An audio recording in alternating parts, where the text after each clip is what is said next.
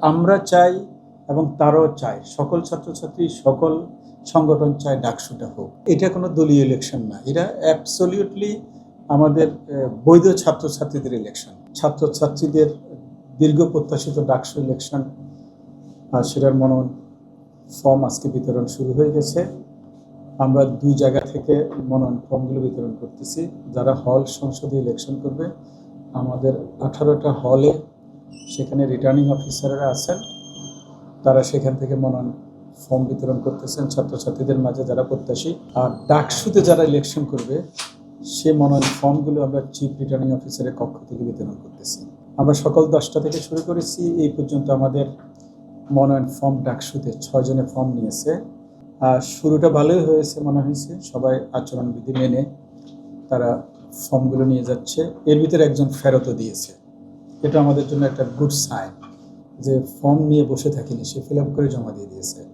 তো এই প্রক্রিয়া আগামী 18 তারিখ সকাল 4টা পর্যন্ত চলতে থাকবে। 19 তারিখে তারা সকল মনোনয়ন ফর্ম জমা দিয়ে দেবে।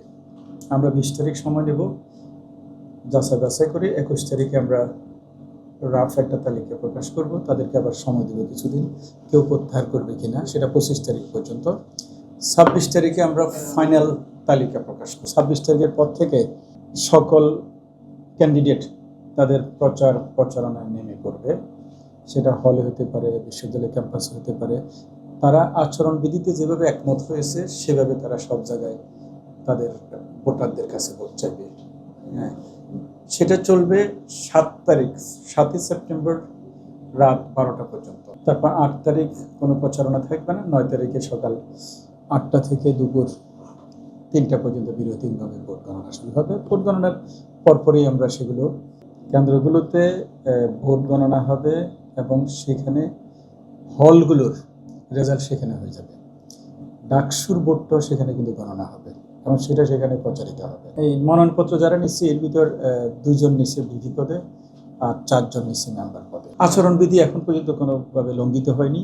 আমরা যাদেরকে দেখেছি সকালে এখন পর্যন্ত ওই আচরণবিধির ভিতরেই তারা মনোনয়ন ফর্ম ফিল। আমাদের কাছে মনে হয়েছে আমাদের সকল অংশীজন, আমাদের ছাত্রছাত্রীরা সবাই ডাকসুতে প্রচণ্ড আগ্রহী। তারা ডাকসু চায়, তাদের নেতা তারা নির্বাচিত করতে চায়।